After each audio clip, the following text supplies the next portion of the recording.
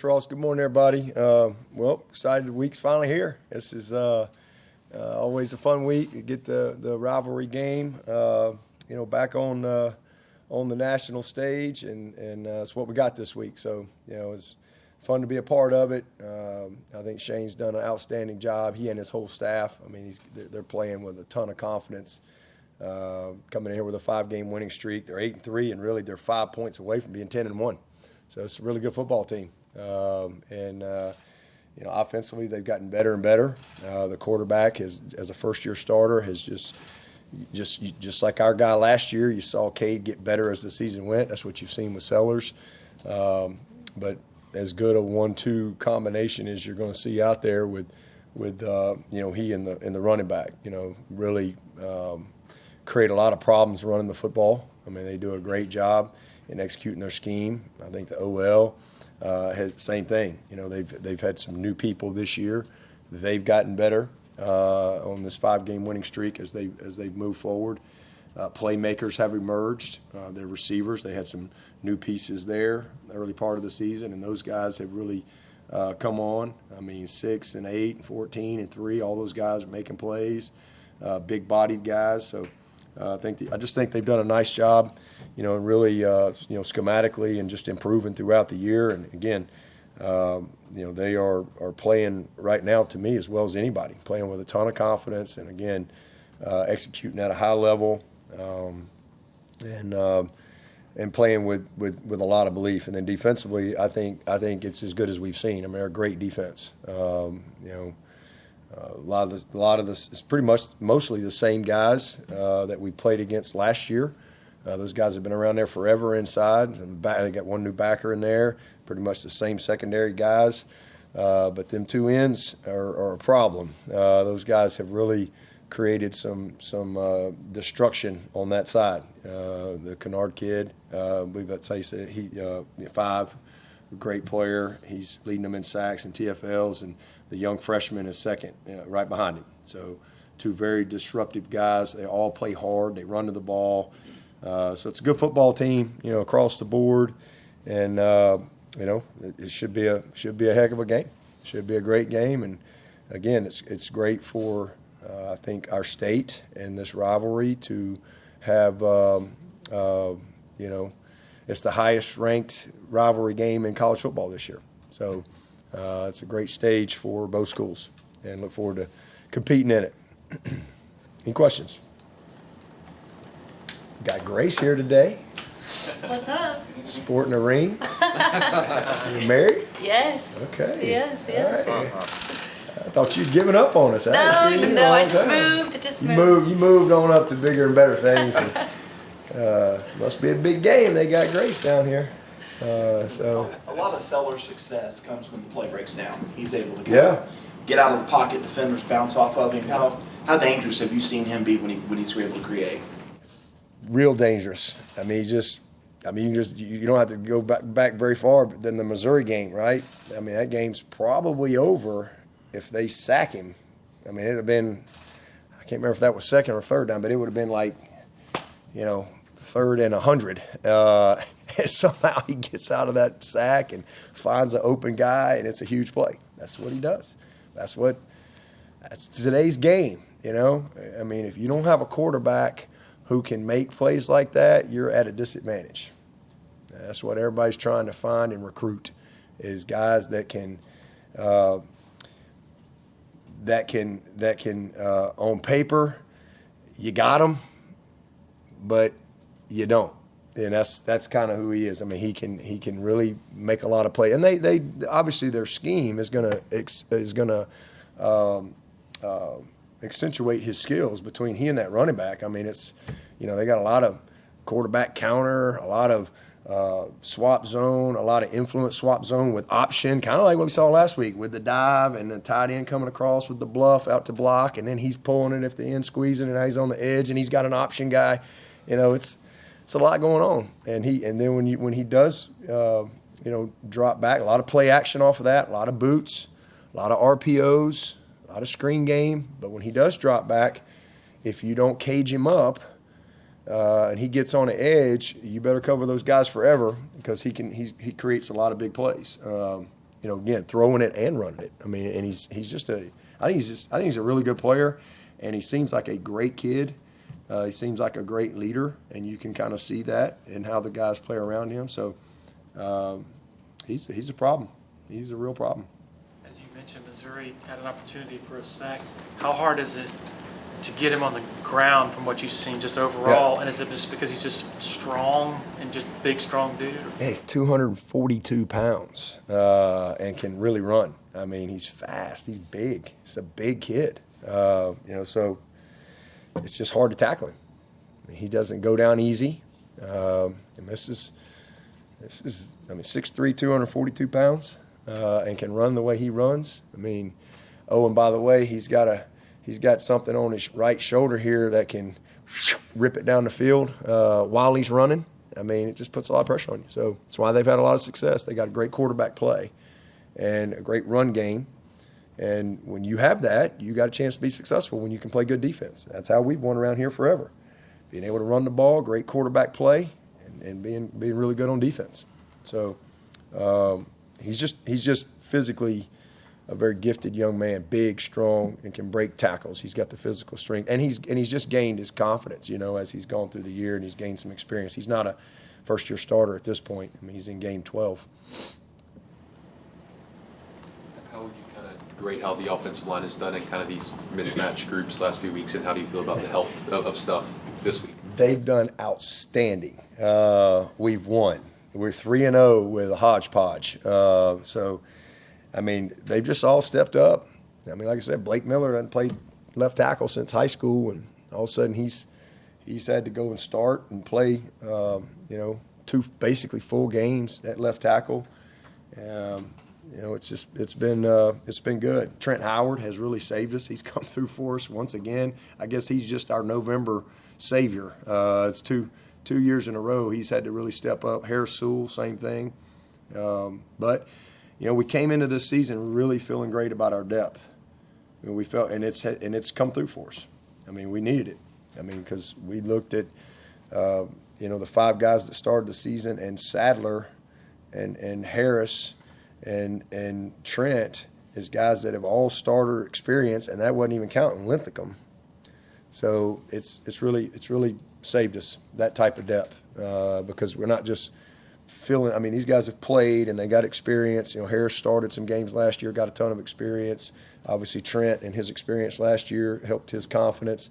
The biggest challenge was at tackle, and then especially with, because we felt really good about tackle, so we played Mason earlier in the year, and then we're down to 1 game, so trying to hold him to give us another good option. So they've done a nice job. I guess Marcus has been out a couple games, but do you still feel comfortable with him playing tackle if he were to be available, or would you like Marcus Tate? Oh, Marcus. Tackle? Oh, yeah. Marcus, absolutely. He played left tackle, right tackle, left guard, right guard. I trust Marcus totally. I mean, he would have been our first move had he been available. Was that, Virginia Tech when Tristan went down. So, I mean, that'd have been the first move. He'd have been out there, and boom, we'd have put Harris in there, but didn't have him. Where are they where's Tristan at as far as this week?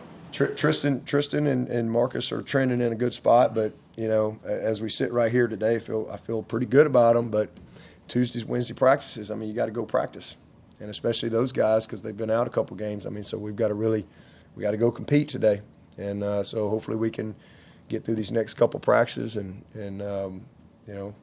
be ready to go. But they got to go do it these next couple days. But trending in a good spot.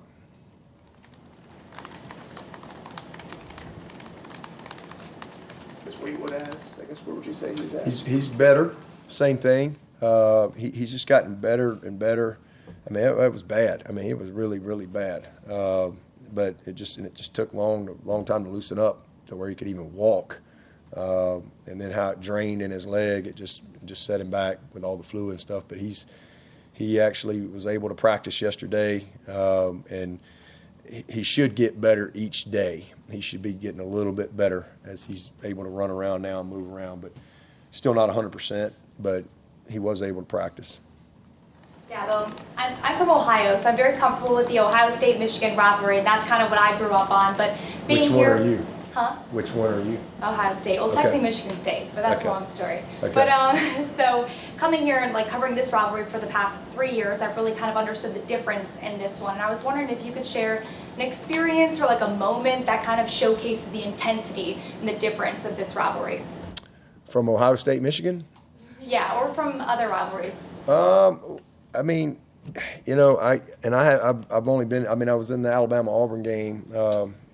I was a player or coach in 13 of those, but I grew up in the state. So my first 18 years of life, you know, from the time I could even know what was going on, you know, it was Roll Tide, and you had to pick a side, and you know, it was a very heated rivalry, and you just lived and died with it, you know, every year, and you just hated to go back to school if you lost, and you know, and you couldn't wait to go if you won. You know, that's just kind of how I grew up, and then all of a sudden I'm a part of it, and that was just a real dream come true for me, to play in those games, to coach in those games.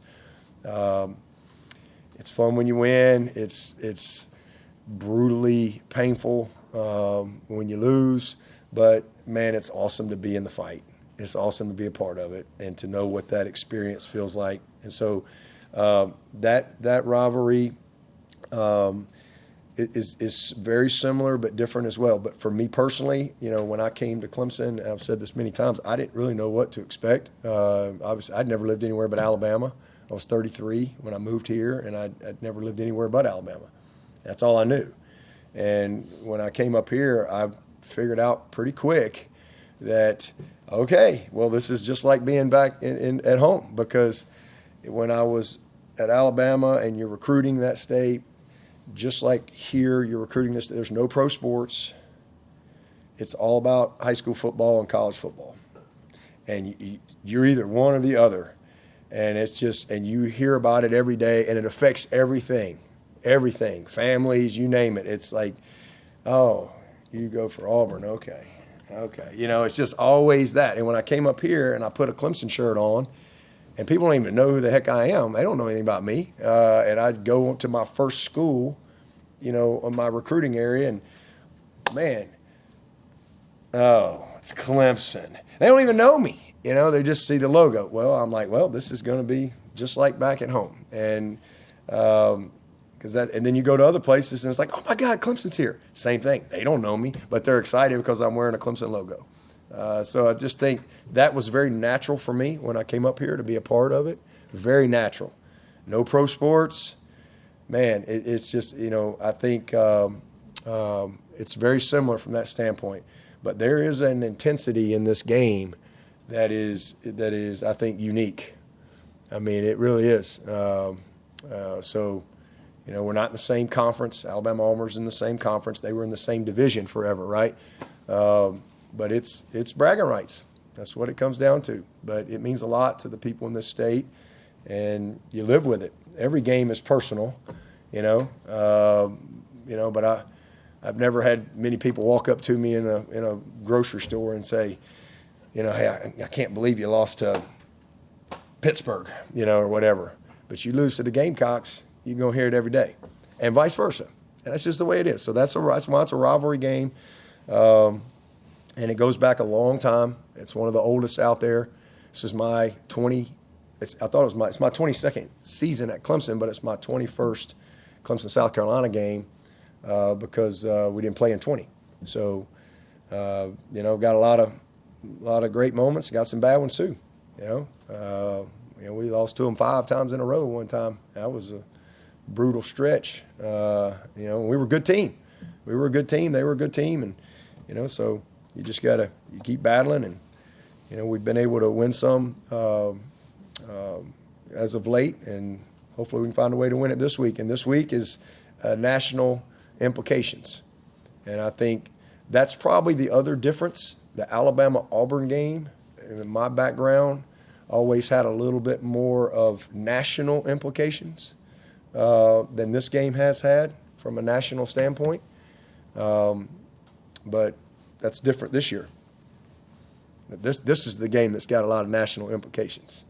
That one down there is just going to be bragging rights. So this one's got a lot of national noise to it. So should be an awesome environment, and two really good teams that have had really good years that all want to win, and we've got to find a way to get it done.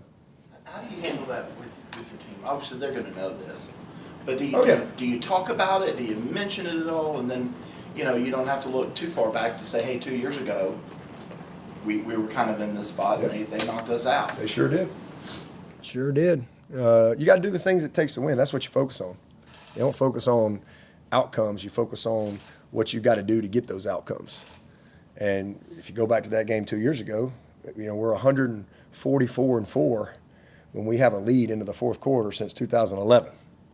Well, and you go, well, what were those 4 you lost? Well, it was the national championship was one of them in 2015.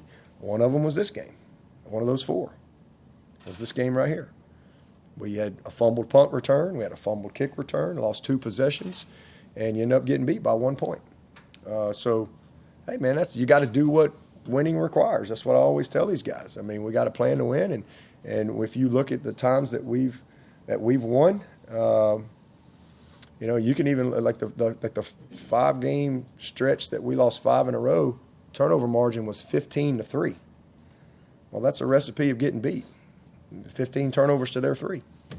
We lost in 13. We were better than them in 13. We had 6 turnovers. 6. And still had a chance to win. That's the famous, Spurrier call, when he called me like, I don't know why y'all turn that ball over against us. Y'all don't ever y'all just turn it over. I don't know why. I'm like, no crap. I don't know why either. So that was it was a famous moment. Sunday call from Spurrier. But that's been the key. I mean, to win games like this, you got to win the turnover margin. That's what it comes down to. That's what championship football comes down to. And you got to win the line of scrimmage. You got to be able to stop the run. You got to be able to run the football, because that's how you create explosives. That's how you minimize explosives. And then you got to find a way to make a difference in special teams. And if you look at the game last year, that's how we won last year. We won the special teams. We made a bunch of field goals. We ran the ball effectively, and we were able to, stop the run. And again, we scored on defense. So that's really what you talk about. You talk about what you have to do to win. Now, they all know all the, outcome stuff and all that, and what the game means. So you don't even have to really. They know. I mean, they all know. You don't have to tell them that. We got to get a good plan, and we got to focus on what it takes to win. Good execution, being on the same page, communication, playing with the type of effort, intensity, and aggressiveness that it requires, to do the type of execution that you need. Everybody doing their job, so that's what it comes down to. And continuing on that theme, though, with this game having national implications, pressure in this game, how much do you embrace that notion that pressure is a privilege? Oh, it is. I've always said that. I mean, listen, this is what we signed up. It's normal for me. I mean, I've been doing this a long time. Again, I was in 13 Alabama-Auburn games. Trust me, I know what that feels like. All right, to win and lose, and then I'm on 21st Clemson South Carolina game. I know what it feels like. So I love it. I love being in the fight. I love it. I love the fact that y'all are gonna write horrible things about us on Sunday if we stink this up. That's okay. Comes with it. It's what we signed up for. And I love the fact that we may not even play good, but we find a way to win. We're gonna be great, right? Like, it just comes with it. That's what you sign up for. It's a rivalry game. I got a lot of respect for how hard all these kids work, how hard all these coaches work. I know how it impacts people's lives. People lose jobs with games like this, right? Like, it's just the way it is. But I love that. I've always said that, I try to get our guys, don't ever let the pressure of the moment be greater than the pleasure of the moment, right? Like, this is fun. Like, we're getting to play football at the highest level, and I love that. And I think sometimes when that's what being inside out is all about, it's just what we get to do. And man, we should be. It is a privilege for sure to be able to experience, the highs and the lows of a game like this. You mentioned